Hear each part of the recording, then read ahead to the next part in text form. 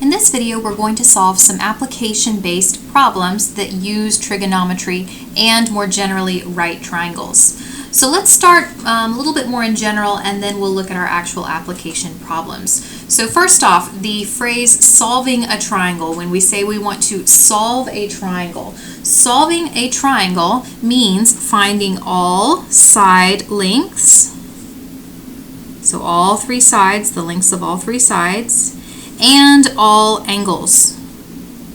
And of course, we can either have our angles represented in degrees or in radians. Now, in the case of application problems, typically we're going to use angle measures in degrees, just because degrees are a little bit more intuitive to us than radians are, just in terms of what we're looking at. We can understand what 45 degrees is versus pi over 4 radians. Maybe it's not as obvious what that means in the context of an actual problem. So let's do an example where we just solve the triangle. So no specific application, just a right triangle to solve. So we're given a right triangle. We know it's a right triangle based on the labeling to indicate that we have a right angle. And so we want to round the lengths of sides to 1 decimal place, and then we're not going to round the angle measures unless we're told. So I like to start with the angles. In this case, notice we have a right triangle. So although C has not been labeled as such, the degree measure for C is going to be 90 degrees, and that box tells us that's the 90-degree angle. So of course the opposite side is going to be the hypotenuse of our triangle, and then the other two sides, the ones that are adjacent to that particular angle, are going to be the legs of the triangle. Now, in terms of solving for the remaining angle, typically the way we're going to do that, the most direct way, is just to use the 180-degree relationship. So in a triangle, all angles have to add up to exactly 180 degrees. So if we already have 90 degrees and then an additional 52.8 degrees, then we know the measure of angle A has to be whatever additional measure we would need in order to add up to a total of 180 degrees. So angle A is going to have a measure of 180 degrees minus the 90 degrees and the 52.8 degrees that we already have represented. So in the calculator, 180 minus 90 minus 52.8, and that's going to give us 37.2 degrees. So that's going to be the degree measure of angle A. Now, as we continue with these kinds of problems, specifically problems where we're looking at a real situation modeled by a triangle, it's going to be important to keep a couple of triangle rules in mind. So the first rule is the one we just used. All of the angle measures in a triangle, regardless of the type of triangle, right triangle or not, all of the angle measures have to add up to 180 degrees. Now, another thing that is specific to triangles is the fact that each side length is going to be opposite sides, or is going to be opposite angles in such a way that the smallest angle is opposite the smallest side, and then the largest angle is opposite the largest side. And of course, the one in the middle will be opposite the one in the middle. So in this case, angle A, 37.2 degrees, that's going to be our smallest angle. And so that means the opposite side will also be the smallest side in the triangle. Now, since this is a right triangle, we know the hypotenuse is always going to have the longest length.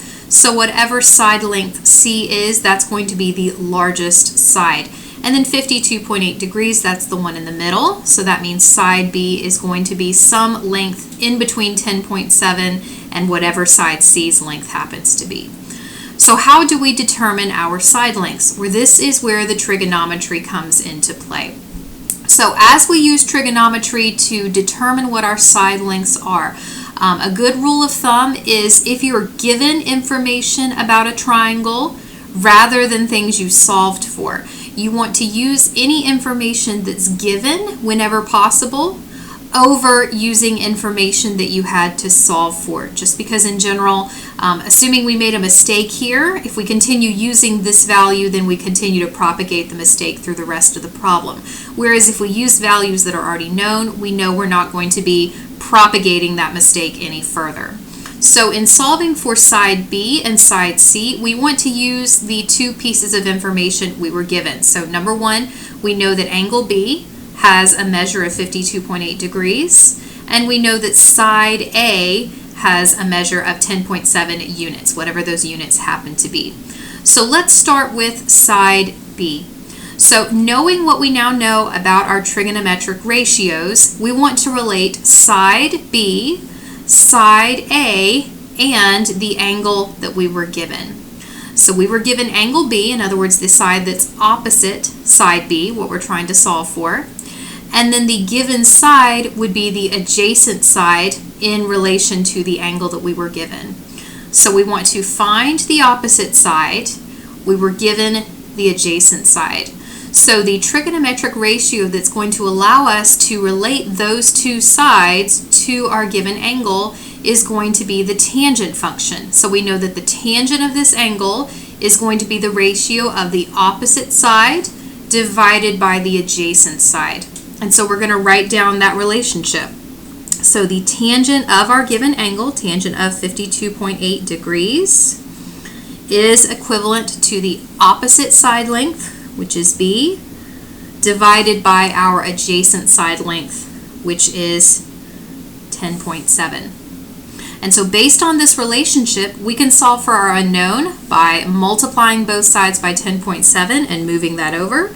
So based on this, we know that B is going to be equal to 10.7 times the tangent of 52.8 degrees. And so this is going to be the exact side length. If we want a side length that's a little bit more meaningful, we'll plug this into the calculator and we'll simplify it down.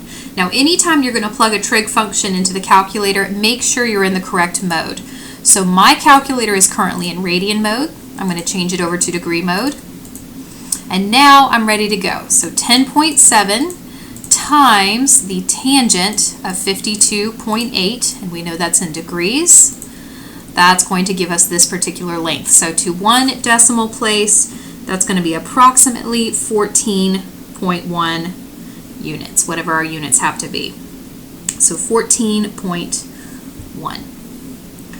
So the last side length we want to solve for is going to be side C, the length of the hypotenuse. We know that's going to be the longest one, so it's going to have to be something larger than 14.1, excuse me.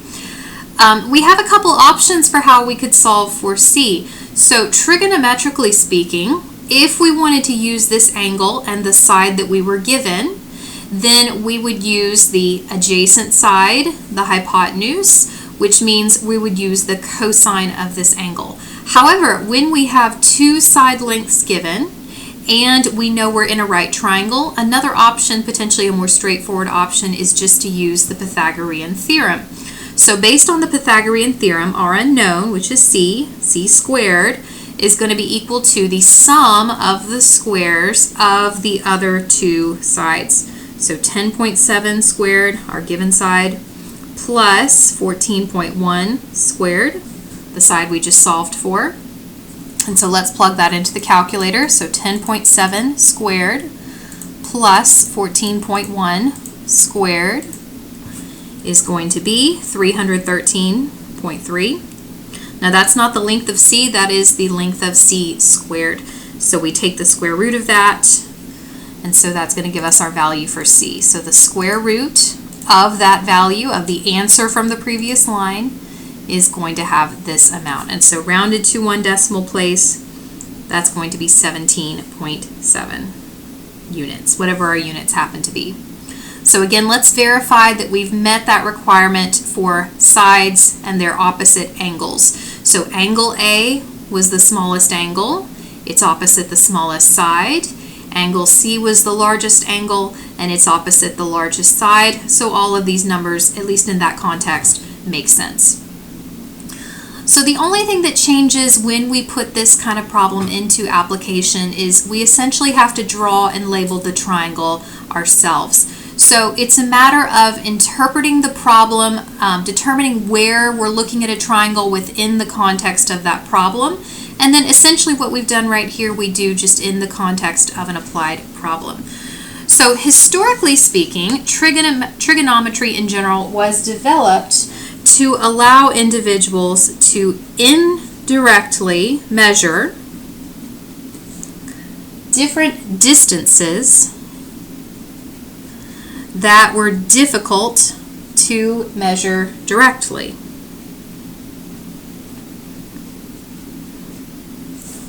So measuring distances, measuring lengths where you don't have a tape measure and you can't take a tape measure and actually measure a distance. Well, you can use trigonometric relationships which explain the way angles and then different sides of a right triangle are related in order to find some distances, again using that kind of relationship, distances that you couldn't actually measure by hand.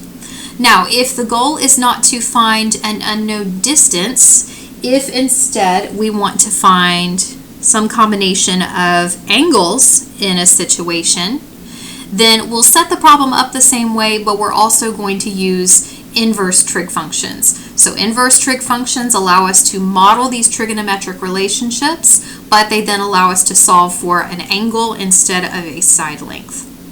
So let's just try a few examples, different situations. Just a heads up, if you're not a great artist, that is perfectly fine. Your diagrams don't have to be perfect, but they do need to be labeled perfectly. So as you draw a picture to represent each situation, you want to try to draw it as neatly as you can, but don't stress out if your picture doesn't look perfect. Just make sure that everything is labeled appropriately. Make sure you've identified the quantity that's unknown that you're attempting to find, and make sure all the given information is labeled in your diagram as well. I also would recommend that you read each problem more than one time. So read it one time just to get a sense of what the situation is that's being described, and then go through the problem a second time, pay attention to the numbers in the problem, and think about how you might draw a diagram containing a right triangle somewhere in the diagram to represent your situation. So I'm also going to have a highlighter handy. It's going to be helpful to have something like that so that we can go through the problem, mark it up, and highlight all of the important information.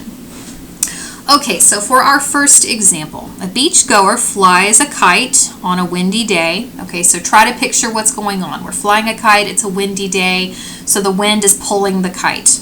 Okay, so he holds the spool of string at a height of 4 feet above the ground, and he notes that the string makes an angle of 42 degrees from the horizontal. If 120 feet of string is out and the sag in the string is negligible, find the height of the kite to the nearest foot. Okay, so hopefully you can visualize what's happening. Even if you've never flown a kite, you've probably seen a kite and you know the general idea. It's up in the air and it's a windy day, so the wind is pulling the kite's pulling against the string, and so you can think of the kite as being in a position that's diagonal from where this person is standing holding on to the string of the kite. So let's go through and let's highlight all of the numeric values. So the spool of string, in other words, where the kite starts, is 4 feet above the ground. Now we know that the string, if we were to look at the string from the horizontal, the string makes an angle of 42 degrees as we go upward from the string to the kite. And then we also know 120 feet of string is out. So in other words, from where the person is holding the string to the kite, that is 120 feet long. So let's draw a picture of this. And if you want to draw an actual kite, that's fine. If you just want to draw points to represent different things, that's fine as well. So the first thing I want to draw is the ground. One of our values is given in relation to the ground. So I'm going to get a ruler too, just so I can be a little extra neat. So I'm going to get a ruler, draw the ground. Okay, so here's the ground. Now we've been told that the string is being held 4 feet above the ground. So 4 feet above the ground, that's where we're holding the string. So imagine a person is standing right there and they've got a hand right there holding the string, and that's 4 feet above the ground. Now from the horizontal where the string is being held, the angle to the kite is 42 degrees. So in other words, if you were to draw another straight line right here along that 4 feet and then angle upwards to wherever the kite is in the sky, that angle is going to be 42 degrees. So this is a 42-degree angle. And then the other thing we know is that the kite is held by 120 feet of string. So this is going to be 120 feet. So if this is where the kite is in the sky, this is going to be 120 feet from where the string starts to where the kite is.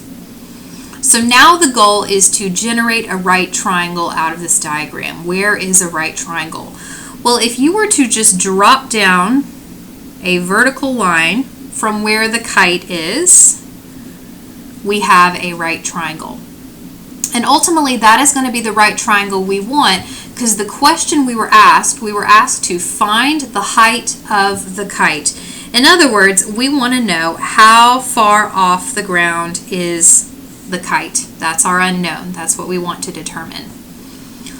So in finding this height, we have to find a couple of different things, because notice there in the right triangle, the side right here, that vertical side that we just drew downwards, is only a portion of the kite's height. It's one portion of it, and then the additional distance is represented by that 4 feet where we're holding the string above the ground. So we want this whole distance, which is going to be this length, whatever that happens to be, plus the 4 feet that it would take to get to the ground. So now the goal is to focus on that right triangle and determine what we need to know from that right triangle. So we're given an angle, and in relation to that angle, we were given the length of the hypotenuse of our right triangle. And based on what we're looking for the opposite side length in that triangle. So we have a side, we have an angle, excuse me. We have the hypotenuse, and we're looking for the opposite side. So opposite and hypotenuse in relation to this angle, that means we want to use the sine function. So the sine of 42 degrees is equal to our opposite side, which is our current unknown. Now I'm not going to label that as x, because x is what I've labeled that whole height as. I'm just going to label it as opposite.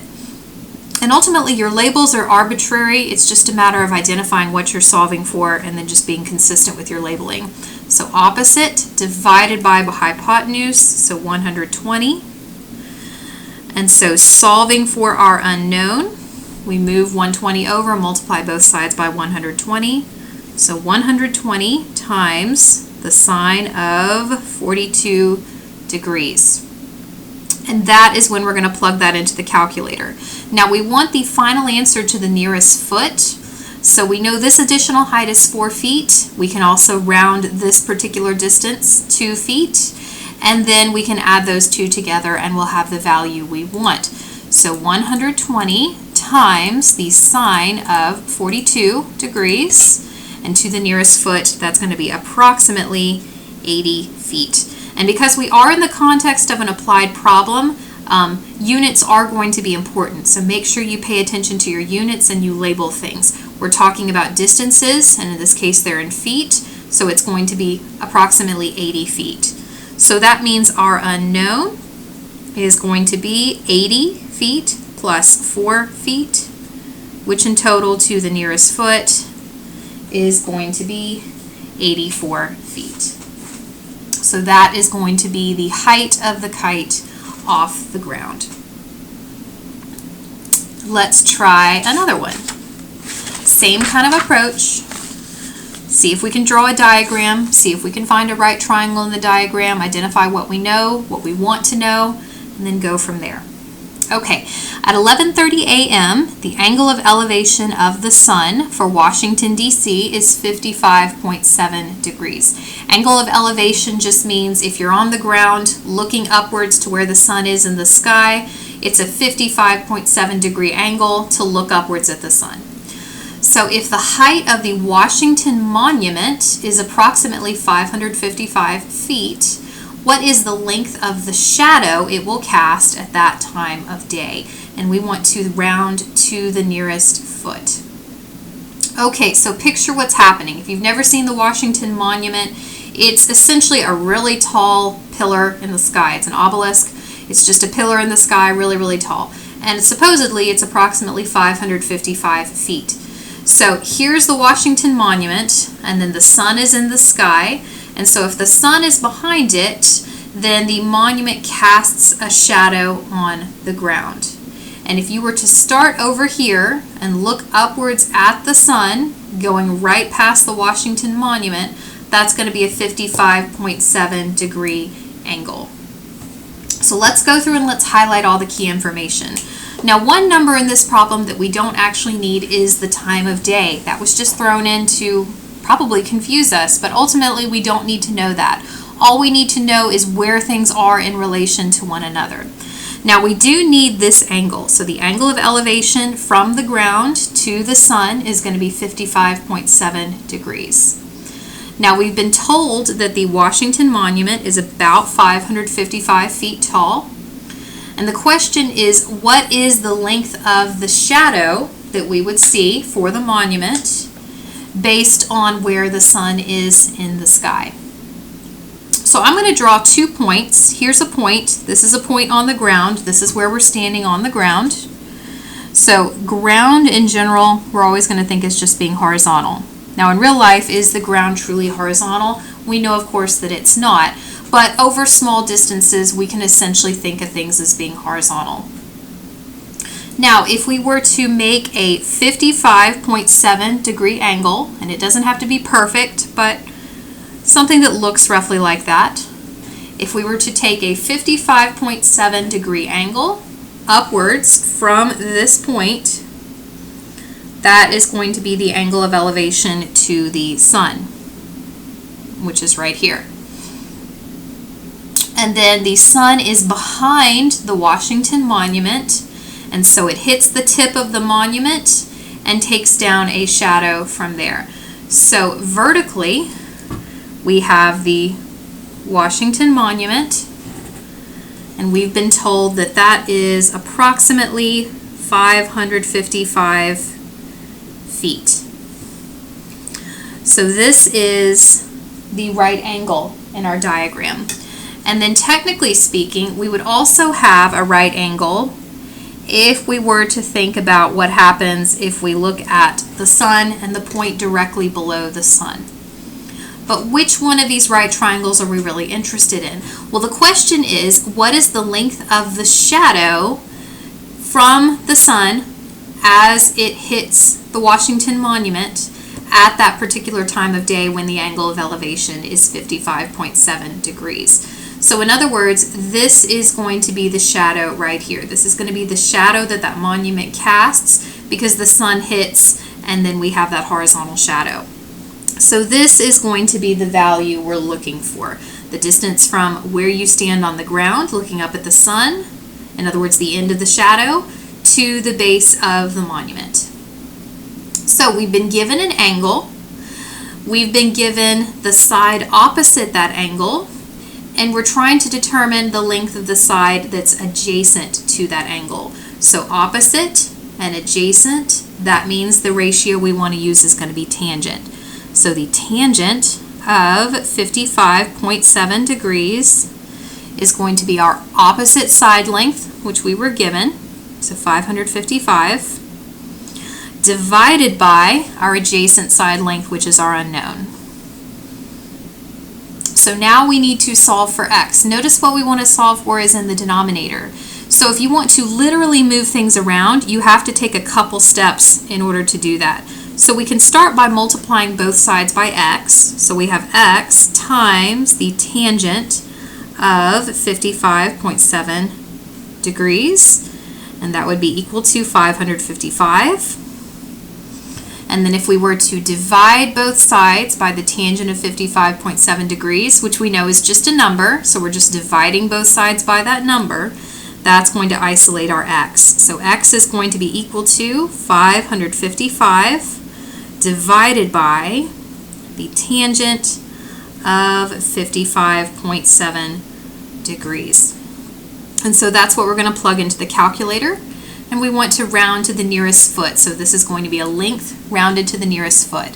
So 555 divided by the tangent of 55.7 degrees.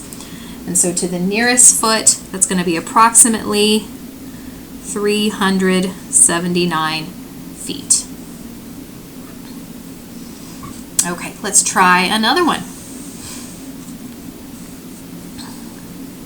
Okay, you and a friend are taking measurements related to the installation of a TV tower. So picture antenna tower, really tall. So you measure a 62-degree angle of elevation to the top of the 950-foot tower. So in other words, you're standing on the ground, you look at the top of the tower or where the tower is going to end, and that's 62 degrees up from the horizontal. We want to find the angle of elevation for your friend. In other words, your friend is not standing right there with you, they're standing somewhere else. They're standing 80 feet further from the tower than you are, so further away. And we want to determine what would their angle of elevation be to the nearest degree. So we're looking for an angle this time. We were given an angle, we're looking for another angle. So let's draw a picture. So horizontal, draw the ground. Okay, so here's the ground. Now, your friend is 80 feet away from where you are. So we're going to put the tower over here. Now, we don't necessarily know that anything is to the left, to the right. Ultimately, it's just arbitrary. But we do know that the tower is vertical, and that's going to be 950 feet. Your friend is 80 feet further away than you are. So if we put your friend right here, then that means you have to be closer to the tower. And we know this is going to be a distance of 80 feet from where your friend stands to where you stand. And if you look at the top of the tower, we've been told that the angle of elevation from where you stand to the top of the tower is going to be 62 degrees. And the question is, if your friend is 80 feet further away than you are, what is your friend's angle of elevation to look up at the top of the tower? So that's what we're trying to determine. So notice here we have a right triangle, but technically we have two. We have the right triangle that represents where you stand in relation to the tower, and then we also have a right triangle that represents where your friend stands in relation to the tower. So we're looking for an angle related to that larger triangle, but we can't solve for it directly. We're going to have to solve for it indirectly using what we know about your triangle. So why is this? Well, we don't know this angle. If you were to look at this angle, we have this opposite side, 950 feet. That happens to be a shared side for both the smaller and the larger triangle. But we have an unknown angle, one known side, and then a portion of a known side for this larger triangle. So we don't have enough information to set up a ratio like we set up the ratio here. So notice here we had a given angle, a whole side length, and then we solved for a side that was unknown. Well, here we don't know the angle, and we also don't even know a whole side length. We just know one side. So we're going to have to work through this in a couple steps. So if we want to solve for this angle, we can do so as long as we have information about two sides in this triangle. Well, we can solve for what's essentially the same kind of side in the triangle that has the angle that's given. So we have an angle that's given here, your angle of elevation. We have the opposite side, and let's call this the adjacent side because this is the adjacent side for your triangle. So ultimately the question is, what is this angle? But in order to get to this angle, we need to do a little bit of work first. So we want to determine first off, what is this side length in order to generate a side length for the triangle where our angle is unknown. So based on the triangle where we have everything we need, we have our angle, we have the opposite side, and we're solving for the adjacent side. So just like above, we're going to use the tangent. So the tangent of 62 degrees is equal to the opposite side length, which is going to be 950, divided by the adjacent side length. And so if we want to solve for the adjacent side length, just similarly to what we did above, move that over, and then divide by the tangent of 62 degrees. So that's going to be 950 divided by the tangent of 62 degrees. Now we want to round to the nearest degree. We're not even talking about angles yet. So ideally, we want to keep as many decimal places as we can while we're still in the middle of the problem. So 950 divided by the tangent of 62 degrees. And let's keep maybe 5 decimal places. That may be more than we need, but just to be safe, keep as many as we can. So 505.12396. And since this is a side length, we're talking about feet. Okay. So that now tells us that the whole side length, the one that is associated with the larger triangle, the one we're looking for that angle for, is going to be this particular length plus the additional 80 feet we would need to get from you to wherever your friend is standing. So if we take the current measure we found, add on 80, that's going to give us the whole side length. So 585.12396 feet. Okay, so now we have information about this larger triangle. We have the side that's opposite the angle of interest, and we also have the whole side length for the side that's adjacent to that angle. So if we want to relate all three of those parts, again, we're going to use a tangent, but we're going to use the tangent in a different way. So let's call this angle x. Instead of question mark, let's call it angle x. The angle in this case is our unknown. So when we set up the relationship to solve, we're not going to be plugging in an angle. We're going to have both of these side lengths given, and then the angle is going to be the unknown. So the tangent of our unknown angle, x, is going to be the length of the opposite side, which is 950, divided by the length of the adjacent side, which is what we just found. So 585.12396 feet. So if the goal is now to solve for x, essentially that means getting rid of the tangent. Well, we know in order to get rid of the tangent, we can use an inverse tangent. So if we apply the inverse tangent function to both sides of this equation, then we'll have what we need. Inverse tangent and tangent cancel one another out, and we're left with what we want. Now, in order to keep things exact, so notice when I've written things down, I've rounded a little bit, but there's a way to get around that if you keep things going in your calculator and save the numbers as you go. So notice what we currently have on the current line in the calculator is the denominator of that expression that we just found. So rather than having to type anything or to retype that approximation that I wrote down, here's what I'm going to do. I want to generate 950 divided by that number. So I'm going to type 950 divided by, and then rather than typing the approximation, I'm just going to pull up the answer from the previous line. So right above negative in blue, A and S, so second and negative pulls up that answer, and then I can hit enter. Now that is now the value that's being plugged into the inverse tangent function. So similarly to what I did before, I can add on something new, pull up the answer from the current line, and then keep this answer going without having to round anything. So inverse tangent is right above tangent in blue, so second and tangent gives me my inverse tangent. And then rather than typing that number that I'm going to plug in, again, I'm just going to pull up the answer from the previous line. So second and negative pulls up that answer. And so we're taking the inverse tangent of the value we wanted to generate. And that is going to give us our approximate value for x. And so we wanted to round to the nearest degree. So to the nearest degree, that's going to be approximately 58 degrees. Now, does this answer make sense? So you're standing closer to the tower.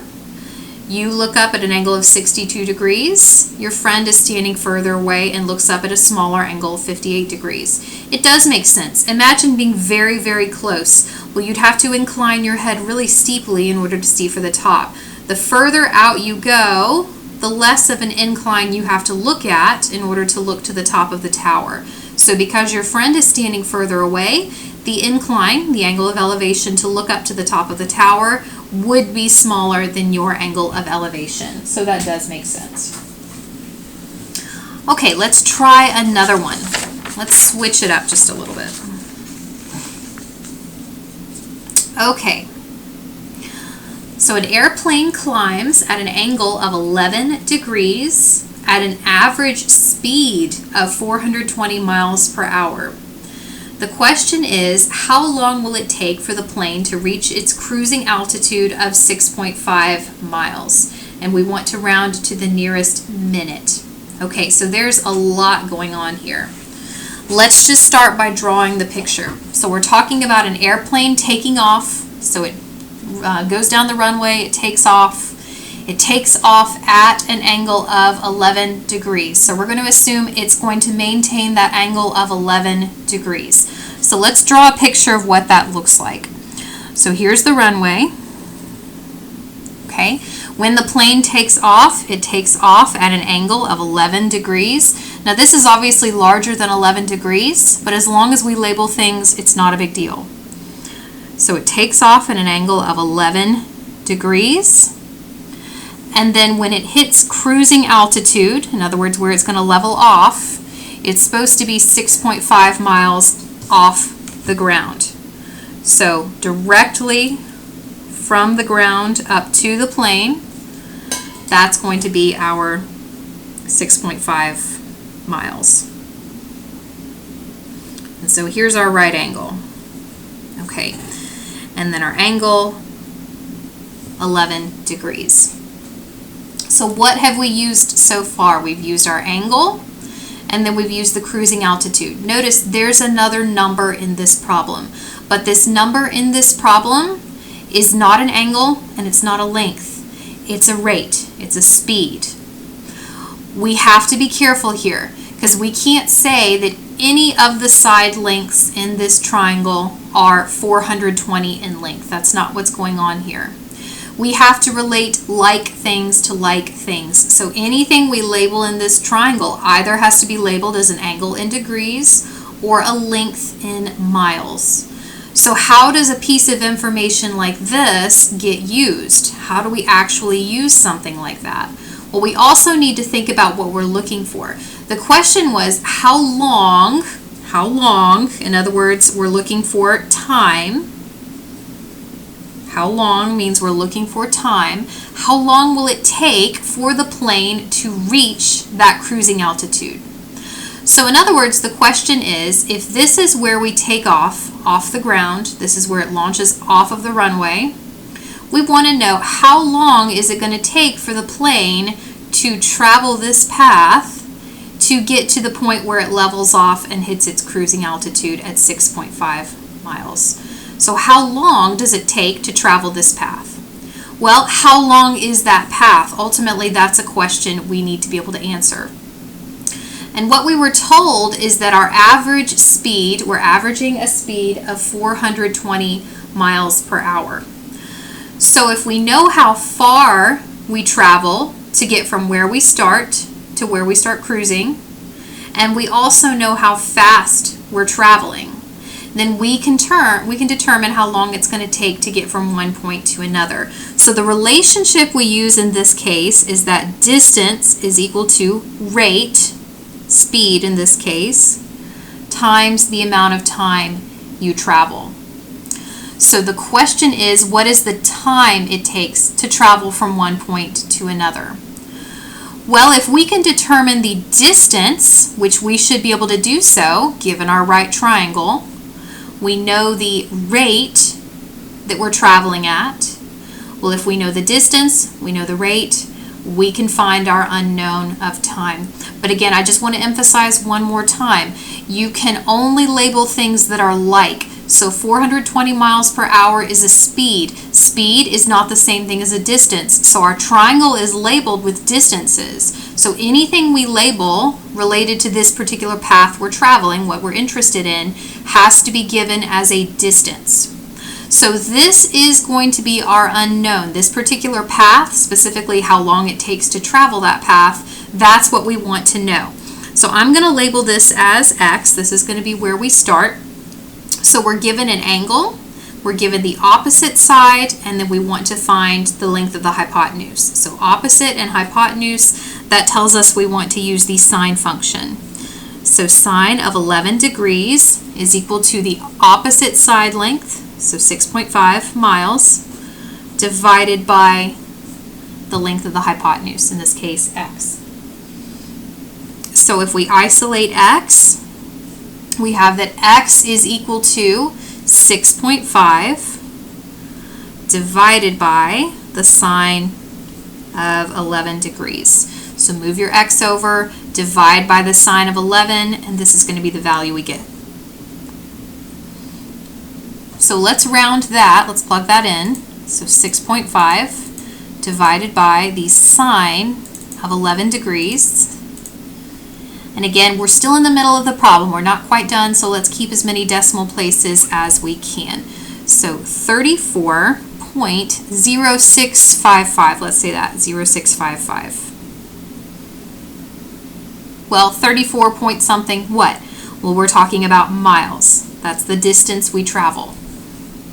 So this is equal to, roughly speaking, 34.0655 miles.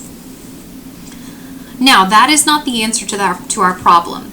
That's how far we have to travel, assuming we're keeping that nice steady diagonal. That's how far we have to travel to get from the runway to the location where we hit our cruising altitude. But the question was, how long is it going to take until we get to the point where we hit cruising altitude and go horizontal? Well, if we know how far we're supposed to travel, which is the distance, and we know the rate we're maintaining, then we can plug those values into this relationship and we can solve for time. So distance is equal to rate times time. We know our distance is going to be 34.0655 miles. And then our rate is given in miles per hour, so 420. And I'm going to write it as miles per hour in this way.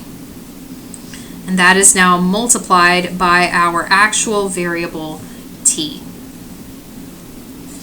So why am I writing it this way? Well, I think it better highlights the units in the problem. In this case, t is going to have to be given in hours. So we have miles to miles and then hours to hours. Okay. So if we divide the 420 on both sides, that's going to give us our value for t. Now notice I've written down the rounded version, but I still have the non-rounded version of that number in my calculator. So if I just divide 420 into the number I already have in my calculator, then I have the value that's not rounded. So based on that, t is going to be approximately this value. Now that's in hours. What do we want though? We want to round to the nearest minute. So let's write down this value. We're not quite done yet. We're close. 0.0811. There's a good approximation. Okay, now we're going to keep that running total in the calculator though. So what is this? This is in hours. Now if you think back to where we did conversions between radians and degrees, degrees and radians, we used conversion factors. We used a ratio of two quantities where one is equal to the other. They're in different units, but one is equal to the other. So we want minutes. We want our time in minutes. And so far, our time is given in hours. So we want to multiply by whatever conversion factor we would need to convert hours to minutes. Now, if you remember, when we multiply by a conversion factor, in order to eliminate the units that we don't want, we want to use the version of the ratio that's going to have the unit we want to cancel in the denominator.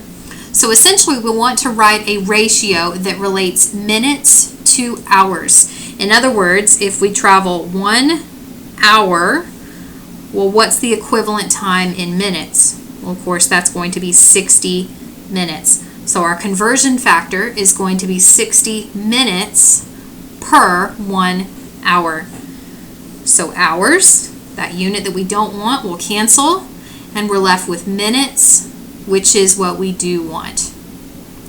And so I'm taking 60 minutes, multiplying by my time in hours, and that's going to give me the value of t that I want. And again, this is a rounded version, but I still have the non-rounded version going in my calculator.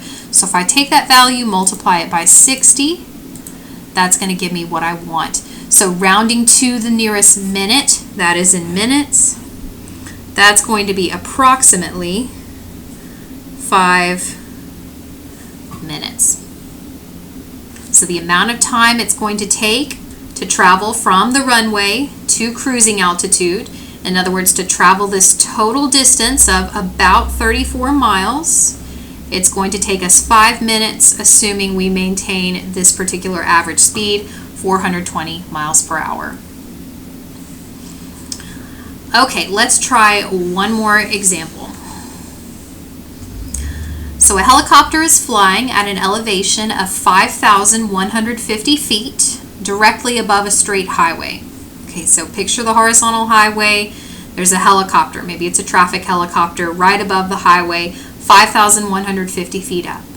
So 2 cars are driving on the highway on opposite sides of the plane. It's not a plane, it's a helicopter, right? Should be a helicopter anyway. Okay, so 2 cars are driving on opposite sides. So if here's the helicopter, we have 1 car on the highway to the left of it, and we have 1 car on the highway to the right of it. So the angle of depression to 1 car is 35 degrees, and the angle of depression to the other is 52 degrees. What does angle of depression mean? Well, if angle of elevation means you're looking upward, the angle of depression means we're starting at the helicopter and then looking downward to each of the cars. So imagine just reversing the angle of elevation. If you're starting upward in the sky, what would the angle be to angle down and look at each of the cars that's there on the highway? So our question is, how far apart are the cars based on the information we're given? And we want to round to the nearest foot. Okay, so let's draw our diagram. So start with the horizontal. In this case, it represents a highway. Now we have a helicopter up in the sky, somewhere above the highway. And so we're going to assume it's vertical from that particular location, which means we've now created a right angle. Now we have 2 cars driving on the highway, and they're on opposite sides of the helicopter. Now we have angles given, but they're angles of depression. So an angle of depression means if you think of the horizontal that's right there associated with the level of the helicopter, then the angle of depression is going to be the angle that it would take to angle down from the helicopter. So from, like if you were looking out the window of the helicopter, looking down to the car, that's going to be the angle of depression. So that's going to be one angle of depression, and then this is going to be the other angle of depression. So now let's just label it with the numbers. So we're flying at 5,150 feet above the ground, and then the angle of depression to one of the cars is 35 degrees. So we'll just say this is 35 degrees, doesn't matter which one you label which. And then the angle of depression to the other is 52 degrees. And then our question was, how far apart are the cars? In other words, if we take this total distance, what is that total distance? That is going to be what we want to determine. So notice now, again, we have a situation where there are 2 right triangles. And in this case, they share this side 5,150 feet. Now we have a couple of angles, but notice those angles are not actually contained in the triangles representing the locations for our two cars. So we need to do a little bit more work in order to get the angles that we can use. So if this is a horizontal line and then this is a vertical line, we know that they meet at a right angle, and we know right angles have a total angle measure of 90 degrees. So if we take that 90-degree angle and subtract the angle of depression, that will give us the additional angle, an angle that's inside of each of these triangles. So for this particular angle, it's going to be the right angle, 90 degrees, minus 35. So 90 minus 35 is going to be 55 degrees. So this is going to be a 55-degree angle. And then we also want this angle as well. So if this is a 52-degree angle, I'll have to label it out here. That's a 52-degree angle. Then 90 minus 52 is going to give me 38 degrees. So now I have an angle within each of these triangles. So I have an angle for each triangle. I have that side that they happen to share. And what I'm now looking for are the opposite sides for each of these two angles. So we need a couple of different unknowns in order to find the actual answer we're looking for. So opposite side for one triangle, opposite side for the other triangle. So I'm going to label those. I'm just going to call that opposite 1, and I'm going to call this one opposite 2. And what you label them as is really up to you. Just make sure you keep track of all the values and how they contribute to the actual answer we're looking for at the end. So what do I know? Well, I have an angle, so let's focus on this triangle first. I have an angle. I have the adjacent side to that angle, and I'm looking for the opposite side. So if I want to relate the opposite side and the adjacent side, I know I'm going to use tangent. So the tangent of 55 degrees is equal to the opposite side. In this case, we're labeling this one as opposite 1, divided by the length of the adjacent side, that shared side between those two triangles, which is 5,150 feet. So that means opposite 1 is approximately whatever we get if we move that 5150 over. So 5,150 times the tangent of 55 degrees, and again just multiplying both sides by 5150, and there we go. Now at the very end we want to round to the nearest foot, so let's keep maybe a decimal or a couple at this point, and then we'll see what happens at the end. So 7,354.96, and again we're talking about feet, so that's going to be in feet. So that is one portion. That's the distance to get from the first car to the point right below the helicopter. Now, what would it take to get all the way to the other car? Well, same kind of situation. So we have a 38-degree angle. We have the side that's adjacent to that angle, and we want to find the length of the opposite side. So again, we're going to use the tangent, but now we're using the tangent with that other angle, in this case, that 38-degree angle. So tangent of 38 degrees is equal to the opposite side length, so opposite 2, divided by the length of that shared adjacent side, 5,150 feet. And so again, same setup, just different numbers. So length of opposite side 2, 5,150 times the tangent of 38 degrees. And if we were to round to a couple decimal places, that's going to be 4,023.62 feet. And so x, the actual length we're interested in, is going to be the sum of those two opposite side lengths. So if I add those up, I'll get my value for x. And based on our rounding, that's going to be 7,354.96 feet plus 4,023.62 3.62 feet. And there we go. So rounding to the nearest foot, that's going to be 11,379 feet. So that's going to be the distance between one car and another based on the fact that they're on either side of this helicopter and they make these angles from the helicopter looking down. So you'll notice each of these different situations had a different diagram. It took slightly different mathematics in order to solve for whatever unknown quantity we were interested in. It all comes down to drawing the diagram. And again, they don't have to be perfect. If you like to use a ruler like I did here, feel free to do so. Ultimately, the most important thing is finding the right triangle in your diagram and making sure your diagram is fully and carefully labeled. Once you have a fully and carefully labeled diagram, identify the angle.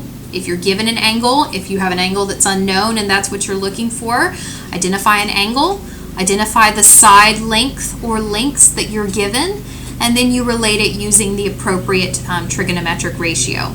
So if you're given an angle, like we were in this situation, that means you can solve for a side length. If you're given two side lengths, that means you can use an inverse trig function and you can solve for an angle.